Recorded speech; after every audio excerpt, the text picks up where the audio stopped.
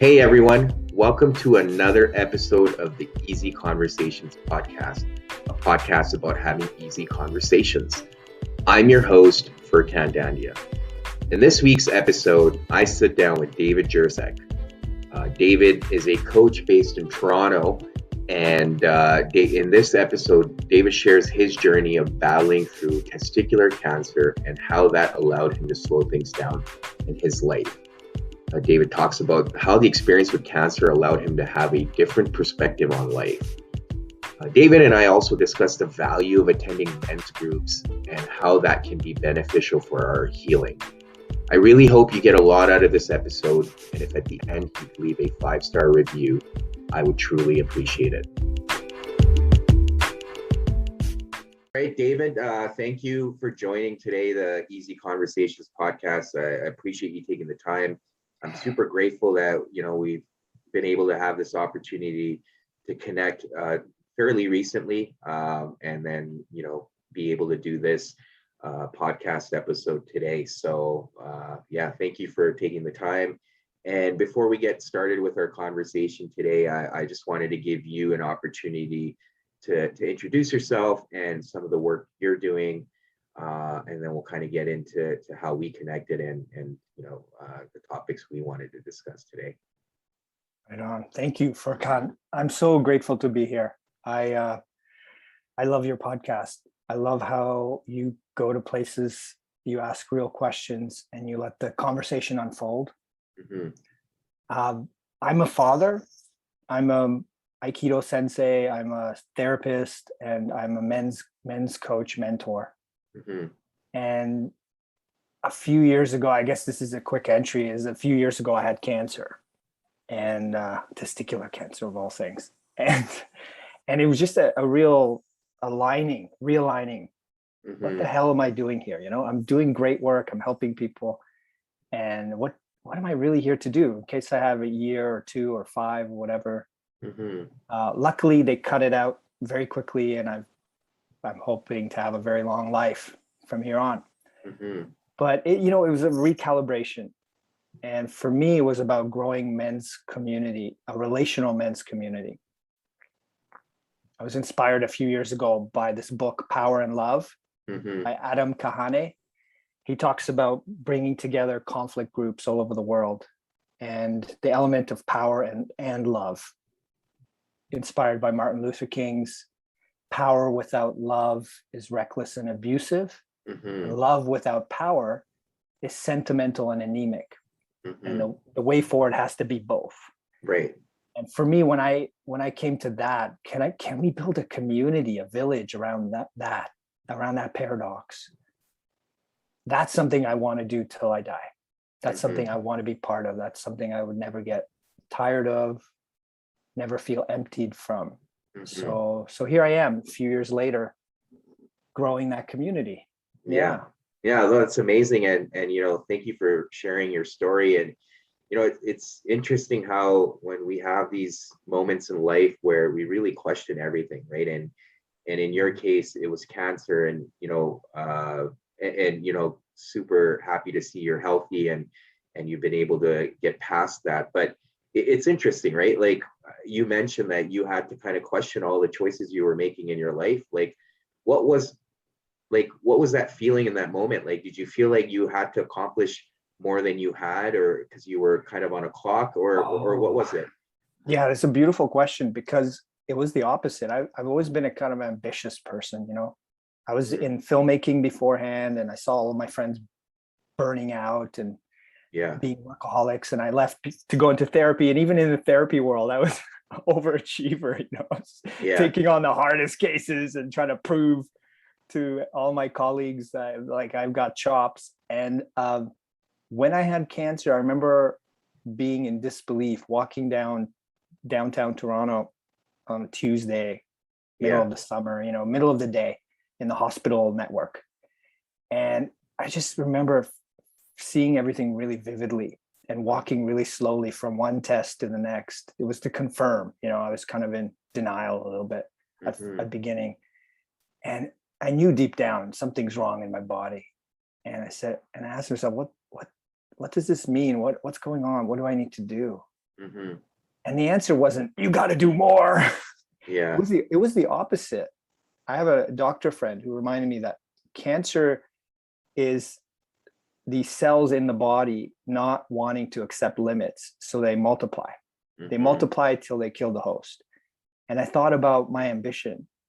I was going to grow all the, I was running a martial arts program for kids and parents. It was very successful. And I had these like global ambitions. And I thought, yeah, I've been focused on growth. Growth has been number one for me. And look, there's cells in my body that don't respect limits. They're trying to kill me. Something about limits. There's something about mortality. And for me, the biggest shift around that time, one thing was like having maybe 30 or 40 people be in the service of saving my life. All the doctors, the nurses, the guy who shaved my balls before the surgery, like every single person in this train towards healing, getting the cancer out of my body. It was like, wow, I'm so interdependent on all of these people, on a society that actually wants to provide me healthcare. Yeah. I was like so incredibly grateful. And the message that was super clear is that I had it backwards. I was using all of my relationships to accomplish great things, and I needed to focus on my relationships first. Yeah. And out of that, everything great will come. And all of the adventures and programs and projects I had, they were just context to have fun with my friends. Yeah. Something deep and soulful and meaningful. So everything kind of flipped on its axis for me. And since then, I'm very discerning about who I work with, what I tackle. I don't put too much on my plate, thankfully. Yeah. When I was in my 20s, I burnt out as a therapist because I did that. I chewed off more than I could swallow and digest, Yeah. Yeah. No, it's important you mentioned that, because that was kind of my next question was, often in life when things get really hard, we're like, oh no, I need to make changes. And then when things get back to normal or they get better, it's hard to sustain those changes because we kind of fall back into our old patterns and habits. And it sounds like in your case, you've kind of made a commitment to yourself that, I'm not going to be chasing or overworking myself anymore because it wasn't serving me. Is that fair to assume? Absolutely. There's so many ironic, interesting things around that time. One of them was that I had to fight a battle between people who were superior to me. And I had to stand up for other people. Otherwise, I felt they were going to get treated poorly. And something in me awakened around that time. I was going to a hospital, getting prepped for surgery, but it's like a fire lit up inside of me. And I became more fierce about wasting time and what I'm here to do and what's not for me to take on. And they measured my testosterone before and they measured it after. So I have one testicle now. I have more testosterone now than I did before, which I always find that's really interesting, because that was also the time where I decided to be really fierce about saying enough. I've had enough. Or if someone was giving me bullshit, I hope I can swear a little bit on this. Oh yeah. Yeah. We're all good here. If someone was giving me bullshit, even if they're a wonderful person and they have some, they're head of some hospital or whatever organization I'm dealing with, but they're giving me something that isn't true, I'm not going to swallow it. This is bullshit. This is not true. I'm not taking it. So something in me just like that became firmer about boundaries, limits, and not tolerating anything less than what my soul was in harmony with, and treating people that way. When I saw people being mistreated, I got so angry around that time. And at the end of the day, I couldn't sleep because I was so angry fighting for all these battles. At the end of the day, I realized I'm not going to treat people like that. No fucking way. That's something that woke up in me. Yeah. That's been pretty strong since then. Yeah. Yeah. And did you find that was impacting your health? Like just the fact that you were kind of letting people, cross your boundaries, not respecting what you wanted. Was that Right. impacting your health? Yeah, and it was subtle, right? Because I was pretty successful and pretty healthy, balanced. Like everyone in my life said, "You're the healthiest guy I know. How come you got cancer?" Or, "Wow, you work so hard, but you enjoy your life." Like it wasn't like I was being taken advantage of, but it was subtle. Like it was me committing to too many things. It was me not taking time to breathe, to daily, like really digest the stuff that was coming into my life and really absorb everything. And just having these notions of infinite life, and I'm going to have so many cool things that I've got lined up, and not really fully grasping the tenuousness of this life, and how I had to seize it and savor it more. Yeah, and I think you touched on the whole mortality thing, right? Like we all get caught up in making all these extravagant plans about, oh, when I retire, I'm going to do all this. And you in your mind, you're like, I'm going to live to be 70, 80 years old, whatever, and enjoy my life. And then something like that happens, and it really, brings things into perspective, how fragile and, how precious life is. When you really think about it. But it's also interesting in the sense that it's funny how things work, or the universe has a strange way of making things work. But in your case, going through a surgery and losing a testicle, but still having more testosterone in your body, it's magical how the universe. What a mystery, eh? Yeah. Yeah. I guess you also mentioned like you're a sensei. So I mean, I briefly did martial arts when I was a kid, but I remember the whole aspect of discipline when it came to martial arts, right? And the instructors always reminding you that, yeah, you're learning a way to defend yourself, or you can, abuse this power, if you may call it that. But there's a sense of responsibility and discipline that comes with it. How have you been able to balance that in your life? Being a sensei and a therapist, like, do you feel like you're able to utilize a lot of those things in your practice as well? Gosh, you bring up some really interesting questions, Furkan. I think, first of all, I think of discipline because I'm a creative guy. Yeah. I've always been I just studied in like 7 different dojos. I could not stick around. I was always too curious to find out what's that other guy teaching, and is this all there is? Is there more? Yeah. So what I've come to find as I get to be 45, hopefully halfway through my life, is that what Cal Newport says about discipline leads to freedom.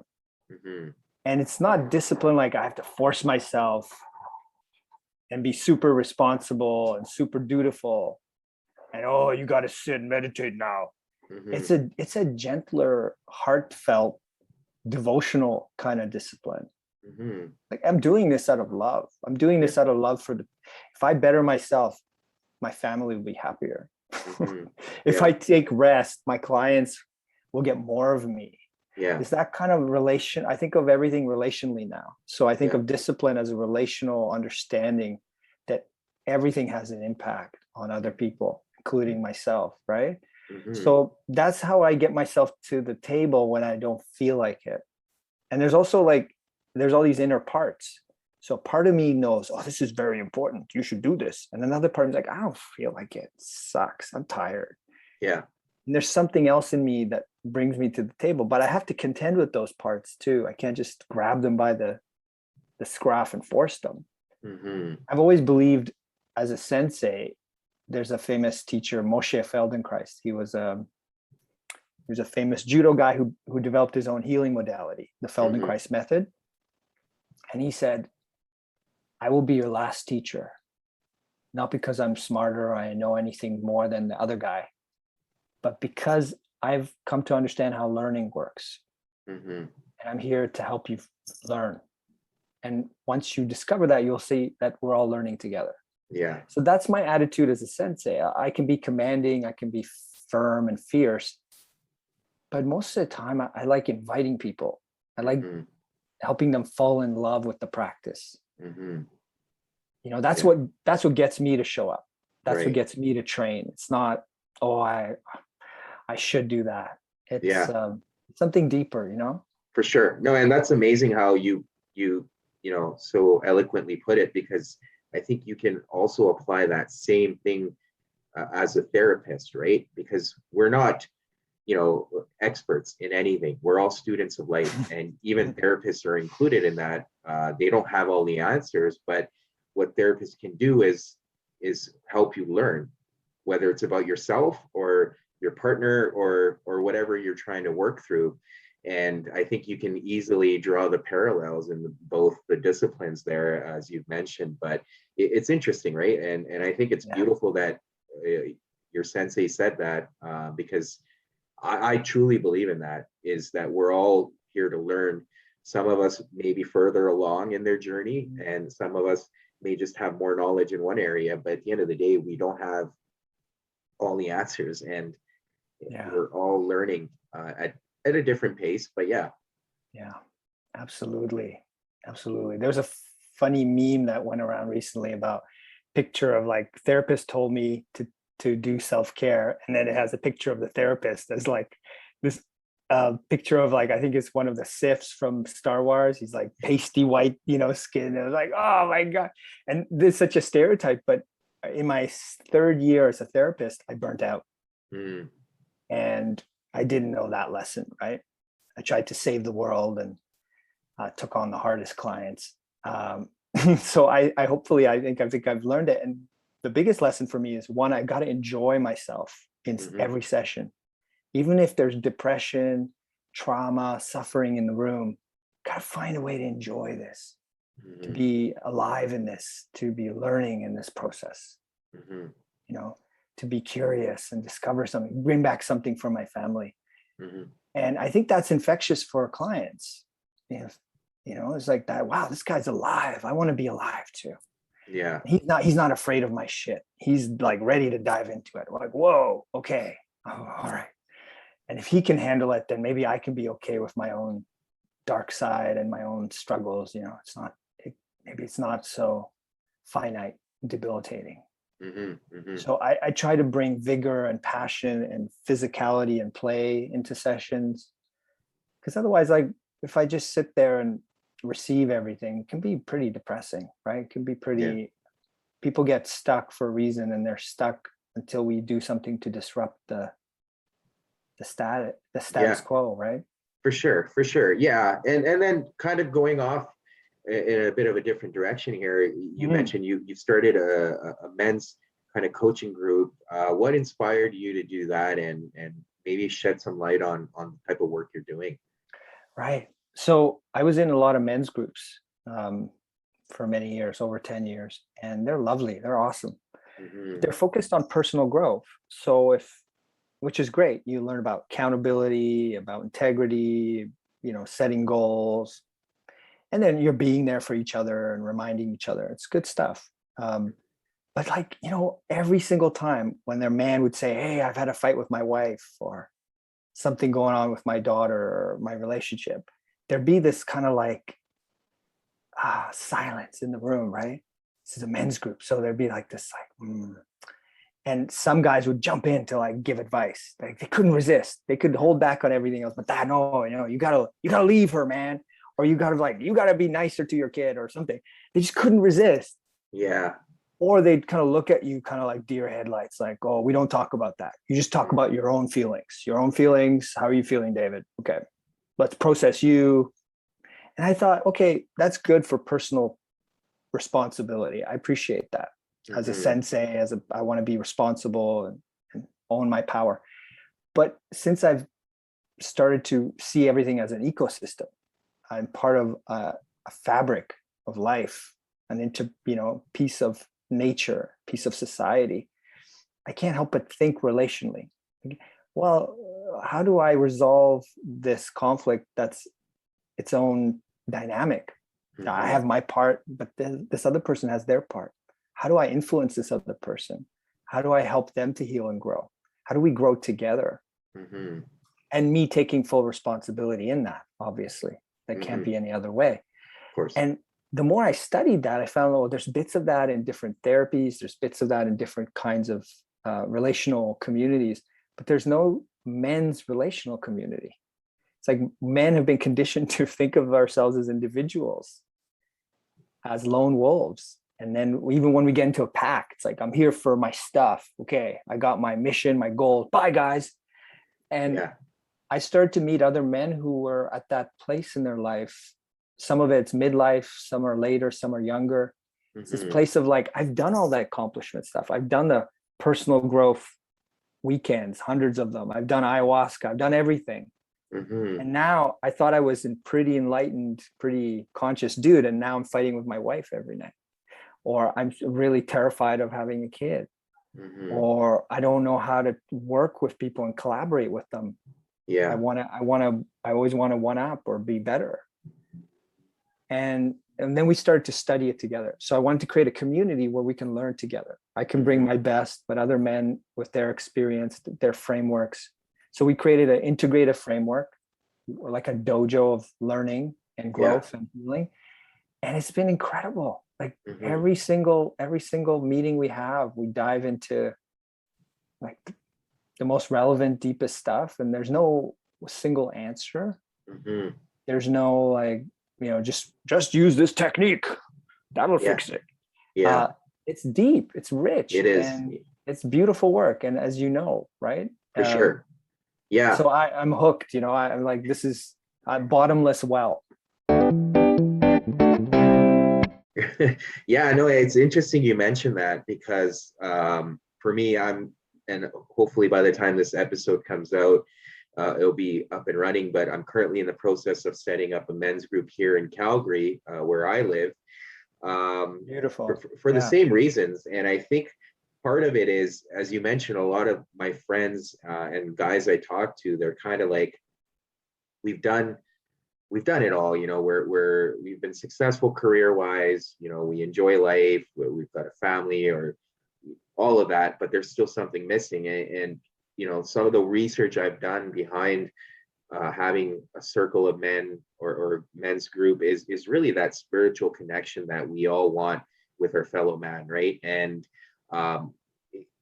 it goes beyond personal growth. I think it's just having that space where you feel safe and you could share your emotions and feelings. And ultimately, if you have a partner or a spouse, you can share some of that with them. But at the end of the day, we still need that connection with another man or other men to be able to really be vulnerable and grow together as a community.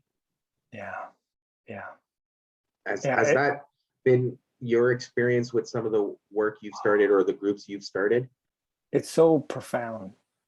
And what you just said, it hits it on the nail on the head, right? It's and all of them come from a different place. I'm feeling pretty good, but I want something more, or I'm having fights every night, or I want help with my business even, right?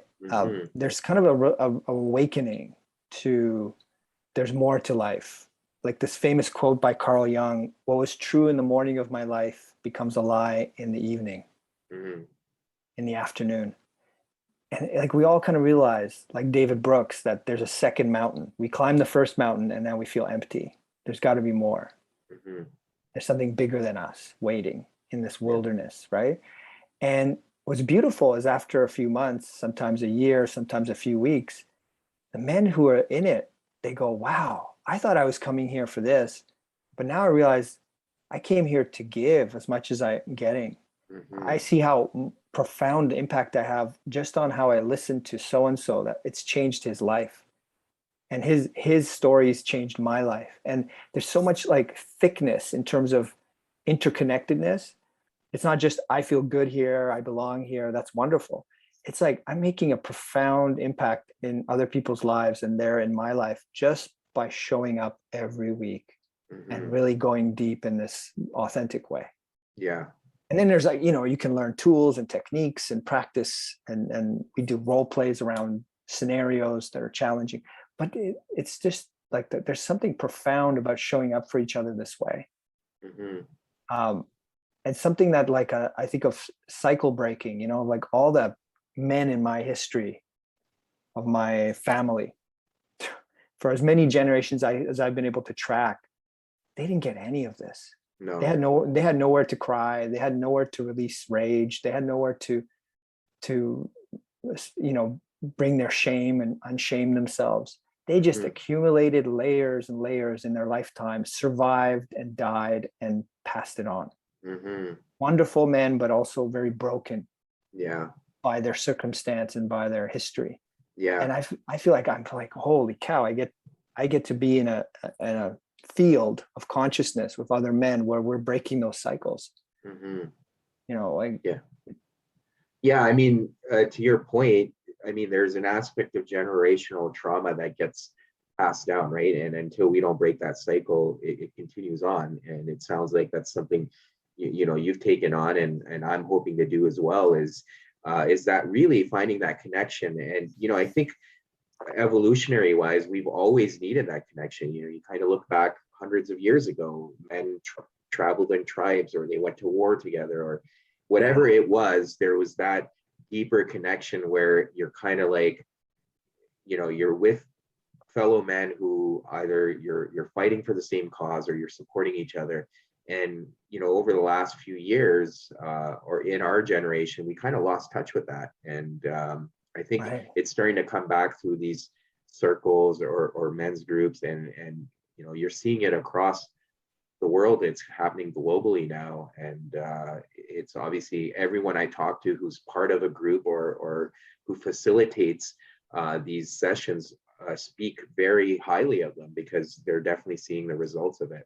Yeah, it's profound, right? There's something going on. 10 years ago, it wasn't happening. There are 3 or 4 men's groups that I could tell you about. Now there's hundreds. Yeah. And they all have very different flavors, but they're like, the core is pretty similar.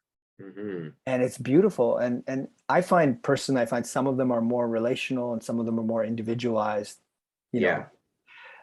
But I love that there's so much out there. Men can find stuff if they're looking, and find the right kind of entry point for them, for where they're at. I want to talk a little bit about, since you bring this up, about like what gets in the way. Yeah. What gets in the way to like looking even for a men's group, searching for help, whether it's a therapist, a mentor, a coach, or just going out with your buddies and actually telling them the truth about what's actually going on, right? Yeah. And I've seen so many men over the years, and I've worked with boys and teenagers and men. Yeah. And it's the same. I've seen the same archetypes. Yeah. How you have that warrior, magician, king, and the lover. I've seen these, I call them the saboteurs. These saboteur archetypes are really cool, because once you can name them, they're actually the fuel for the profound change to happen. But one of the most dominant ones is the lone wolf.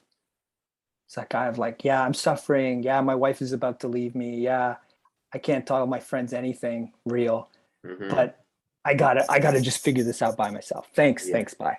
Yeah. And it's so ingrained, right? And you watch how kids are conditioned. Boys from like age 1, you got to figure out how to walk, buddy. Come on, I'm over here. Just figure it out. Get over here. Girls are like, oh, honey, I'll grab you and look at you. Oh, you're so amazing. Look at me. Like, we treat boys and girls really differently, and we expect boys to internalize emotions and figure it out. Hold that vulnerability, hide it, bury it. And then you get, I know therapists, male therapists who like, they know all this stuff, right? They teach all this stuff. When they're going through a divorce, or when they're going through anxiety or depression, I don't see them for a year. Yeah. They just like disappear off them. They don't answer the phone. Yeah. It's very powerful. It is. And it's interesting you mentioned that, because the whole lone wolf thing, I can relate like 100%. And I'm sure we've all experienced it at some point in our life. In my case, it was going through divorce, and I was like, there was a aspect of shame. There was an aspect of fear of judgment, but it was, for me, it was also that whole notion of, what, I'm alone in this. I can figure this out. I have to figure it out alone. And I didn't seek help. I didn't really talk to people about it. Kind of did my thing in the background, occasionally kind of speak up about what was going on. But other than that, I kind of went through it silently on my own.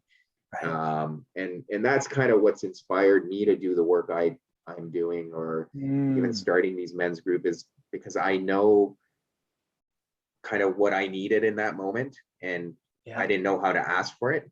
But I also know other men struggle with similar things, or in similar ways. And how can we create that platform or that avenue for them to be able to come and just sit there and just be able to ask for help, or just know that they have a community of men that are there supporting, Yeah. Furkan, I think that's really profound too. And you're speaking to like how you turned it. I think of it as evolving these immature parts, right? The lone wolf doesn't trust anyone, questions groups and dynamics, and doesn't feel safe in a group. Well, you're the one who gathers people. You're the one who says, hey, we got to talk about this. Hey, let's come together. And I think that's a beautiful demonstration of the lone wolf becoming the gatherer, the leader, the guy who sees what's missing in the community and starts to bang the drum and says, we got to create this. I'm tired of doing this alone. I need you guys. We need to do this together. We need to have conversations.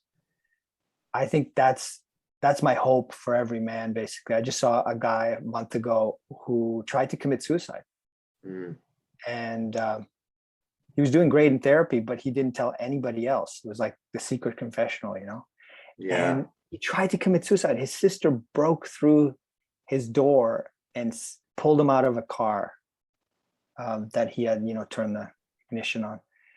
And he woke up in the hospital the next day.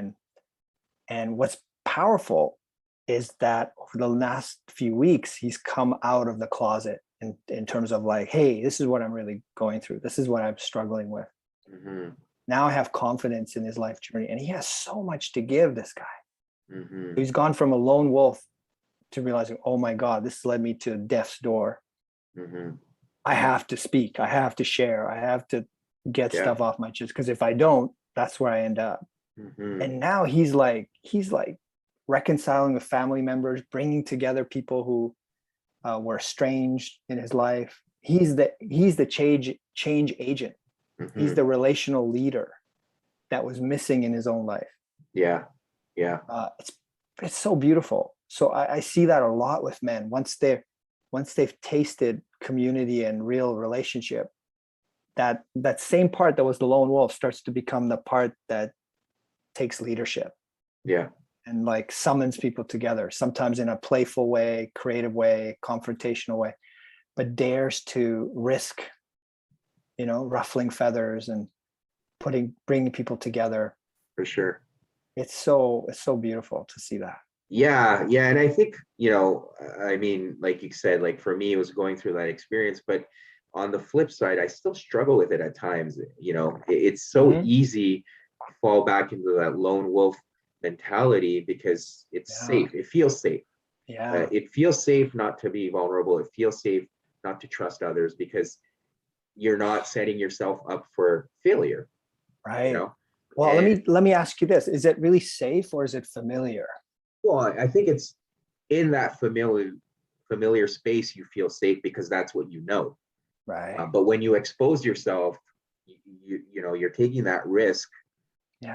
And the way I've started looking at it, I've almost had to reframe it in my mind, is, when I kind of put myself in the shoes of others, and when my friends or other men come to me seeking help or guidance, I consider that a gift, because they're trusting me, right?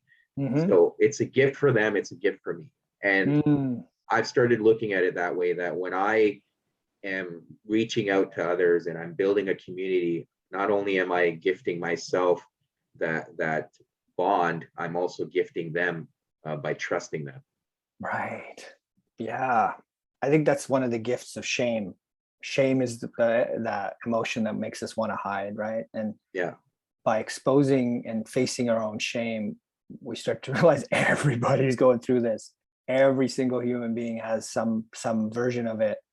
And when we dare to break the ice and come out, it's of service. It's an act of love. It's an act of courage, and it can actually save someone's life.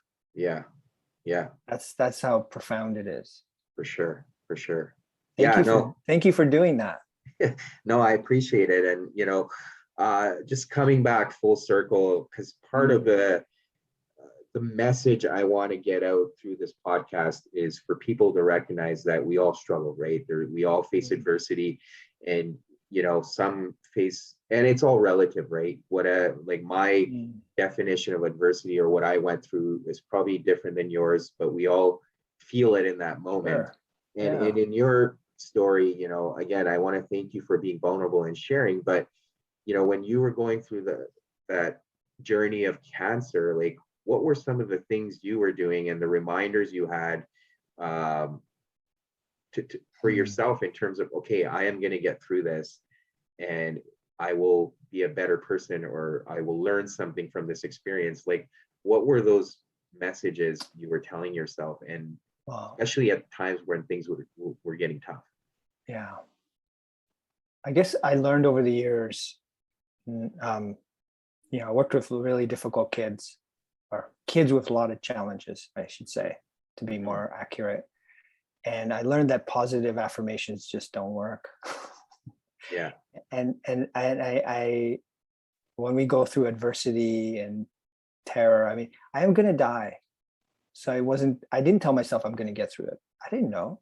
There's so much that was out of my hands. The doctors could do everything and it could still, they didn't know when I was being cut open if it was spread to my kidneys and my other organs. It took another month to figure out that it was probably not. But to this day, I don't know. Right? All the sensitive, I go to get tested every few months. It could still be hiding in there. A lot of people have that experience. So I don't know when my last breath will be. Things don't always work out. I like a good story with a good ending, but a satisfying ending, but that's not how life is. Sometimes you get interrupted halfway through. Sometimes you do all the right things and you're honorable and compassionate and you get fucked. And other times you're a real asshole and you get rewarded. I don't expect anything in terms of an outcome. But what was tremendous for me was, oh my God, I'm getting to breathe right now. And oh my God, life is so precious. And oh my God, these people are helping me. And then, some of them get paid to do this, but look, they're taking extra time and care, and this doctor's making a joke to make me laugh and taking a moment to slow down his long day to be with me. And my wife is grieving and scared to lose me. And everything is so beautiful and precious. And I remember reading this book by Martin Preytel. He was an indigenous man who went to Guatemala, of all places, from North America, because he didn't feel like he belonged and he was searching. And he studied there in the rainforest. I got to visit Guatemala, so I felt connection to that land a little bit. And he said their version, the people who lived in the Mayans, who lived in the rainforest, their version of life wasn't to get over anything. It was the opposite. It was to get fat with experience, to learn about suffering, to learn about grief, to learn about rage, to learn about joy, pleasure, everything. To learn from other humans, to learn from plant medicine, to learn from animals. And I thought, wow, I'm so lucky that I get to keep breathing and learning from life, whatever it is, however scary or painful. There's something here that I can bite my teeth into. I can learn something. Maybe at some time later, I get to give that gift to someone else. And voila, that's what happens, right? I go through cancer and then I help people who have health crises. I understand something more deeply than I did before. I go through loss. I was a refugee as a kid. I understand what it's like to not have a home, to be displaced. I go through heartache and suffering and relationally. I understand what it's like to be humiliated, to be disrespected, to not be loved. So there's always learning.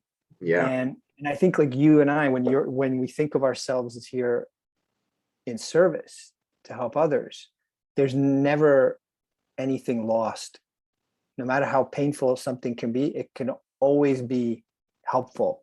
It can always turn into compassion and into understanding someone else, right? And easing their suffering. Yeah. No, thank you for sharing that message. That's amazing. And I can't agree anymore. I mean, for me too, going through certain challenging experiences in life have only humbled me in the sense that, when your ego takes a beating, that's when you really open. And I mean, you still have a choice. You can continue to be the same difficult person, stubborn, or you can take that as a moment. In my case, I was really humbled and I learned. And like you said, you start having compassion and grace for others, and the things that you used to think were a big deal aren't anymore. And now you're in a position where you can share that wisdom with others and give back in the form of service, as you mentioned. Yeah. It's profound, right? Like there are people who saved my life, and I get to save their lives, and we get to be here in this relatively short time together. We evolve, we grow a little bit. I don't really believe that after I die, or any of us die, that's just it. It just disappears into nothing. It just doesn't make any sense. I do see there's some kind of evolutionary mystery at play that I can't fathom, that I'm a part of. So yeah, it's incredible to be alive and to get to experience living and growing with other people. No, that's amazing. And David, I want to thank you again for coming on here, sharing your story, sharing your insight and wisdom. And I appreciate this conversation. It's been great, and time really flew by here. But for people that want to find you or get a hold of you, whether it's online or social media, what are some of the best ways to find you out there? So you can find me on Instagram at Powerful and Loving. And we have a website, powerfulandloving.com. Got a lot of free resources. The saboteur, the lone wolf that I mentioned, we made some fun videos about the other 4 saboteurs, because it's part of my mission to kind of bring awareness to the dark side. I get excited about revealing the stuff that nobody, like, I think like your podcast, talking about the stuff most people avoid talking about is where all the juice is, right? It's where all the learning is. So we make fun videos, and we talk about stuff that is harder to talk about. And we invite men especially to come closer to the fire and check it out, and to also trust that every community is unique. I want to encourage the listener, especially men, because we have less communities out there than women tend to, is to like really go on a search, go on a hunt, sniff around, check out different groups and go, I like these guys, but they're a little bit stiff. Their rituals are kind of boring. These guys are exciting, but they don't listen very well. These guys, they're doing something. And find, and trust that you will find your place. And sometimes you will find that you need to create another circle. Right. And that's beautiful, that we need this diverse ecosystem. And so I want to encourage men to go searching. No, thank you again. And I appreciate all your support, listening to the podcast and everything. I'm super grateful for you to come on here again and, sharing everything. So I want to thank you for that and wish you luck on your journey. Thank you, Farkan. I really appreciate everything you're doing. And I'm so grateful to be here. I wish you and everyone listening more power and more love. Thank you for tuning in to another episode. As always, please subscribe to the podcast if you enjoy the episodes, or leave a comment in the comment section. I always love hearing from you. Thank you again, and until next week.